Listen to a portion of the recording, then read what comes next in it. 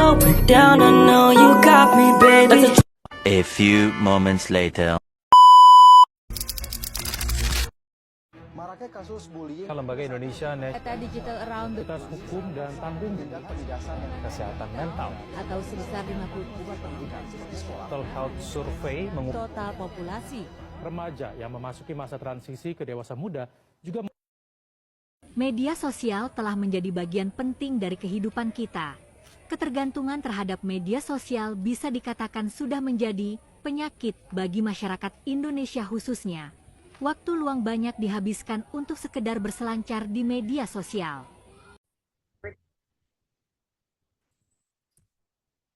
Halo semuanya, Assalamualaikum warahmatullahi wabarakatuh. Perkenalkan, nama saya Melia Puspita. Di sini saya akan menjelaskan tentang etika profesi dalam menghadapi disinformasi dan hoaks di era digital.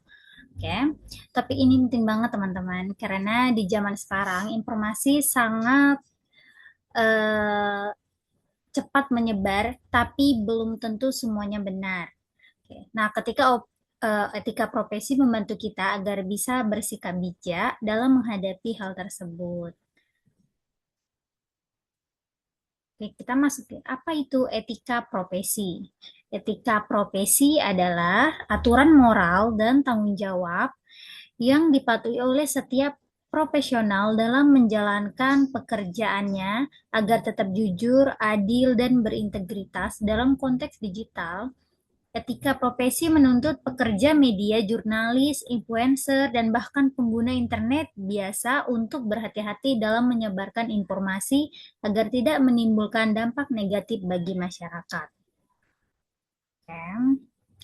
Contohnya, seorang jurnalis itu tidak boleh menyebarkan berita palsu, seorang dokter harus menjaga privasi pasien, dan influencer harus berhati-hati dalam membuat konten supaya tidak menyesatkan orang lain. Jadi etika profesi ini seperti kompas moral yang menuntut kita untuk tetap profesional dalam bekerja. Kita masuk ke tujuan etika profesi. Yang pertama ada menjaga kehormatan dan martabat profesi. Yang kedua memberikan pedoman perilaku bagi para profesional. Yang ketiga melindungi masyarakat dari praktik yang tidak etis. Yang keempat menciptakan kepercayaan publik terhadap suatu profesi. Dari keempatnya ini menciptakan kepercayaan publik terhadap profesi itu sendiri. Kalau semua profesional memegang etika, masyarakat akan merasa aman dan percaya terhadap pekerjaan mereka.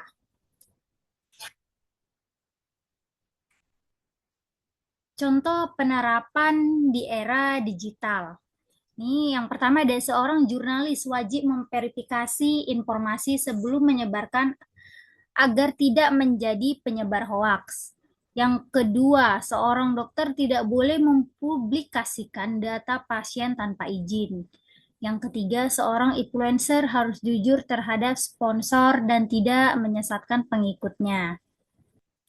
Jadi, tantangan kita di dunia digital sekarang bukan cuma soal hoax, tapi juga soal menyalahgunakan data pribadi, tapi juga ujaran kebencian dan menggunakan kecerdasan buatan tanpa etika. Sebagai profesional, kita tetap harus menjunjung nilai moral walaupun dunia digital terasa bebas. Intinya, jangan asal posting, pikirkan dulu apakah informasi itu benar pantas dibagikan.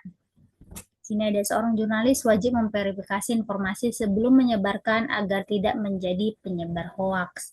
Seorang dokter tidak boleh mempublikasikan data pasien tanpa izin. Jadi setiap pasien itu pasti ada privasinya masing-masing. Seorang influencer harus jujur terhadap sponsor dan tidak menyesatkan pengikutnya. Jadi dia itu harus jujur atas review produk yang dia gunakan, bukan hanya rekomendasi dari dia sendiri. Pilar melawan disinformasi. Profesional seperti jurnalis, guru, dokter, dan pegawai publik wajib Pertama, memastikan verifikasi sumber informasi sebelum menyebarkan berita. Yang kedua, menjaga integritas dan tanggung jawab sosial dalam setiap pernyataan publik. Yang ketiga, menolak ikut menyebarkan informasi sensasional tanpa bukti. Selanjutnya, tantangan etika di era digital. Kemajuan teknologi menghadirkan tantangan baru seperti penyebaran hoaks, penyalahgunaan data pribadi, ujaran kebencian, dan etika penggunaan AI atau kecerdasan buatan. Profesional dituntut untuk tetap menjunjung nilai moral meskipun bekerja di ruang digital yang bebas.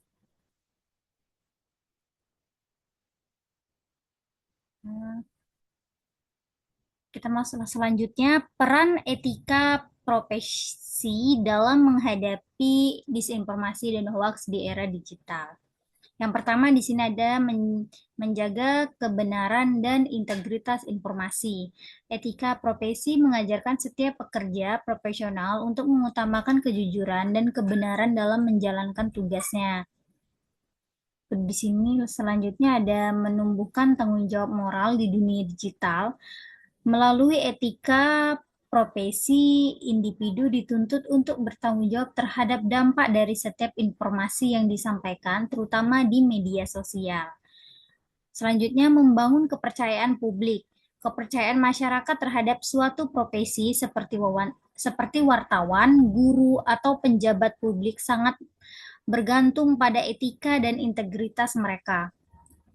Sebagai pedoman dan pengambilan keputusan, etika profesi berperan sebagai panduan moral.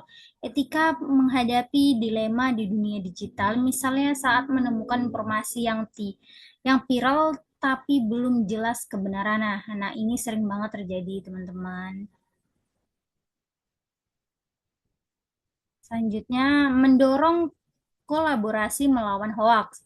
Etika profesi juga mendorong kolaborasi antar pihak pemerintah, media, akademisi, dan masyarakat untuk melawan disinformasi. Ya, melindungi masyarakat dari dampak negatif disinformasi. Dengan menerapkan etika profesi, para profesional menjadi filter utama yang menyaring dan menyebarkan bahkan informasi yang benar. Menjaga teladan dalam bermedia digital. Profesional yang beretika berperan sebagai contoh nyata bagi masyarakat dalam menggunakan media digital secara bijak. Dampak disinformasi terhadap masyarakat dan demokrasi. Masyarakat menjadi takut dan tidak percaya pada pemerintah atau tenaga medis. Banyak warga menolak vaksin karena termakan hoaks. Perpecahan sosial dan polarisasi politik meningkat. Orang muda terprovokasi oleh berita palsu yang memfitnah tokoh tertentu. Oke, kita masuk ke kesimpulan. Etika profesi memiliki peran yang sangat penting dalam menghadapi disinformasi dan hoaks di era digital. Melawan penerapan nilai-nilai seperti kejujuran, tanggung jawab, integritas, dan profesionalisme para pekerja profesional dalam menjadi garda terdepan dalam menjaga kebenaran informasi dan kepercayaan publik. Dengan demikian, etika profesi bukan hanya pedoman perilaku, tetapi juga benteng moral untuk menciptakan ekosistem digital yang sehat dan beradab. Oke, sekian materi yang telah saya sampaikan. Assalamualaikum warahmatullahi wabarakatuh. Thank you, everyone! Thank you, Elmar! Boom!